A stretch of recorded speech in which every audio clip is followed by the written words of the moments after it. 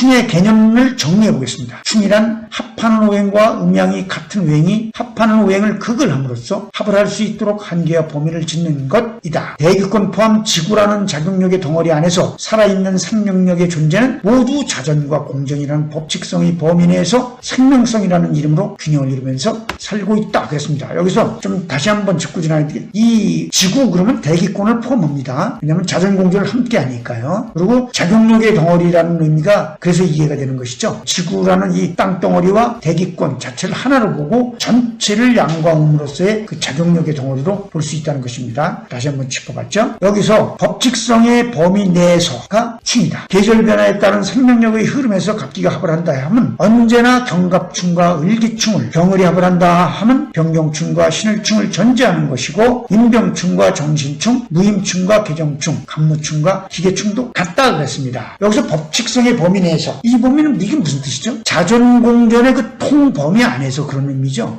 그 범위 내에서만 생명력이 균형을 이루고 존재한다 그런 뜻입니다. 그래서 천극지충은 그 법칙성의 범위 내에서가 이 부분이 충이고 극은 뭡니까? 천극이죠. 그 안에서 생명성이 존재한다는 겁니다. 천간과 지지의 균형을 얘기하는 것이죠. 그게 바로 천극지충이다 그런 뜻입니다. 이는 관장시기와는 별개로 갑이라는 생명력은 경이라는 결실을 전제하지 않고는 존재할 수가 없음을 뜻하는 것이고 경이라는 결실 또한 병화라는 피어나는 기운인 꽃을 전제하지 않고는 존재할 수가 없으며 병화 또한 병신합에 의한 잉태의 기운 임수를 전제해야 하고 임수도 생명력인 간목의 범위 안에 있는 무토의 범위 안에 있음을 뜻한다 하겠습니다. 여기서 보면 갑이라는 생명력은 반드시 결실의 기운 안에 있는 씨를 전제하지 않고는 갑이라는 생명력이 있을 수가 없죠. 그리고 또 경이라는 결실은 꽃을 전제하고는 존재할 수가 없습니다. 그럼 이와 같이 충이라는 개념은 절대로 그걸 전제하지 않고는 존재할 수가 없다 그 말이죠. 그래서 이 십충 자체가 전체 그와 같은 의미를 가지고 있다 그런 뜻입니다. 여기서 기 또한 을이라는 음목의 소극적인 생명력의 공급을 전제하지 않으면 광합성 및 숙성 등이 존재할 수 없고 을 또한 신이라는 결실 속의 씨를 전제하지 않으면 생명력의 공급에 의미가 없으며 씨 신금 또한 임정합을 하는 정화를 전제해야 하고 정화는 탄생의 기운 개수의 범위 안에 있는 것이다 그랬습니다. 이 부분을 잘 이해하기가 쉽지가 않지만 자 한번 봅시다. 기 또한 을이라는 음목의 소극적인 생명력의 공급을 전제하지 않으면 그랬습니다. 이게 무슨 뜻입니까? 을목은 나뭇잎이죠. 나뭇잎이 광합성을 해서 경금에게 생명력을 공급을 하려면 광합성이 기토와 광합성이었죠. 이 광합성은 반드시 어디서 해야 됩니까? 나뭇잎에서 해야 되죠. 그래서 기 또한 을이라는 나뭇잎을 전제하지 않으면 그런 뜻이에요. 그리고 을, 나뭇잎 또한 신이라는 결실 속의 씨를 전제하지 않으면 광합성을 할 일이 없죠. 생명력의 공급에 의미가 없다 그런 뜻입니다. 그 씨 또한 임정합으로 하는 정화를 전제해요. 왜냐하면 임정합을 해서 생명력을 공급하니까 이 씨 또한 이 밝음의 기운을 전제하지 않고는 존재할 의미가 없다는 것이고 정화 또한 탄생의 기운인 개수의 범위 내에서 개수를 생각하고 임정합을 해가지고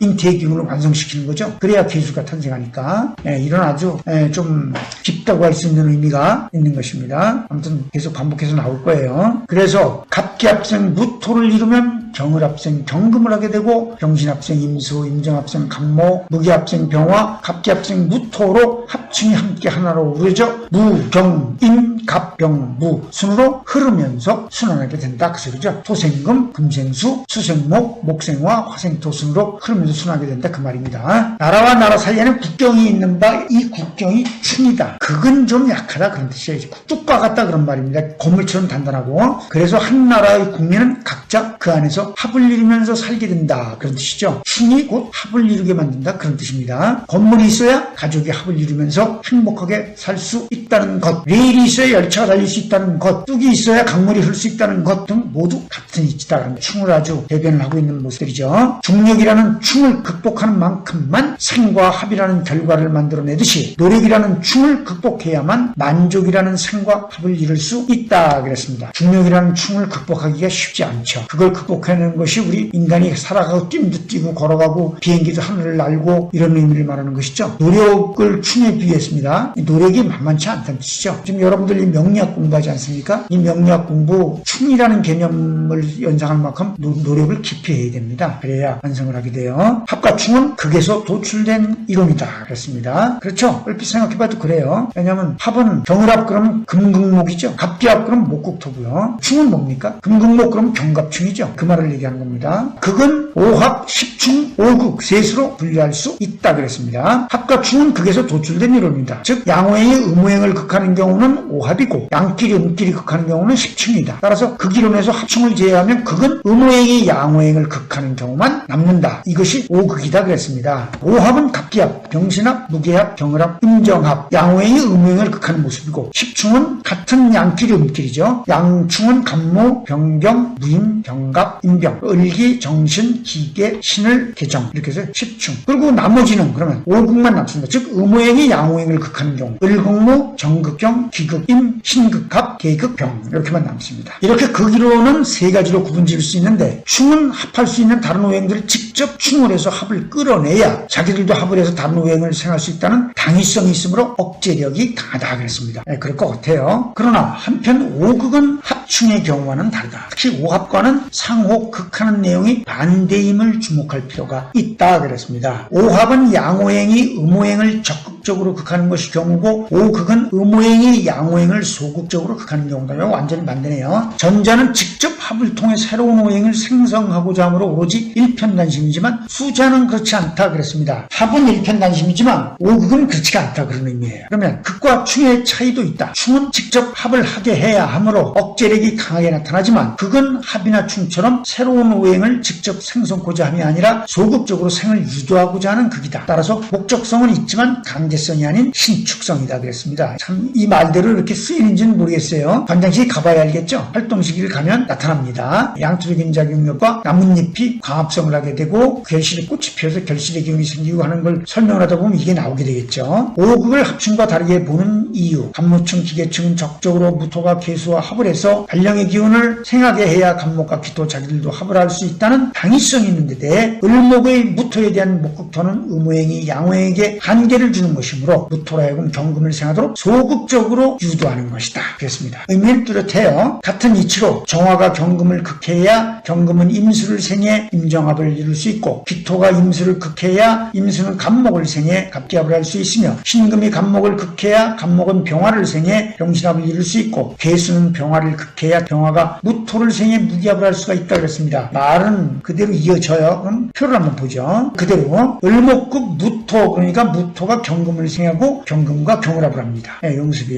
그 다음에 정화가 경금을 극하니까 임수를 생하고 임수가 정화는 합을 하게 되고 기토가 임수를 극하니까 임수는 갑목을 생하고 갑격을 하게 됩니다. 신금도 갑목을 극하니까 병화를 생하고 그래서 병신합을 하게 되고요. 계수가 병화를 극하니까 병화는 무토를 생해서 무기합을 하게 됩니다. 나중에 이제 관단식이나 여러 가지 등등 같이 살펴보면 이제 이런 내용이 하나는 나와요. 오극의 이치를 좀 더 자세히 보면 오극 자체가 목화 토금수로 흐르면서 극하는 모습을 보이고 있고 또한 앞에서 합에 의해 생한 양오행이 뒤에서 합에 의해 생한 양오행을 충한다는 것을 알 수 있다. 을극무에서 생긴 경을합생 경금이 정극경에서 생긴 임정합생 갑목을 경갑충한다는 것을 말한다. 이는 극의 범위 내에서 생뿐 아니라 충 또한 동시에 발생하고 있음을 보여주는 것이고 생은 양, 극은 음이고 합충은 극에서 도출된 이론임을 보여주는 것이기도 하다 그랬습니다. 을극무생 경금을 해가지고 경을합을 할 때 보니까 경금이 나왔는데 여기서 정극경생 임수 임정합 그랬을 때 이 갑목을 이 경금이 충을 한다 그런 뜻입니다. 이 충은 뭡니까? 이 갑목 요렇게 을극무생 경금 해가지고 경을합을 하는 것과 정극경생 임수 해가지고 임정합을 할 때 이 갑목을 만들면 갑목을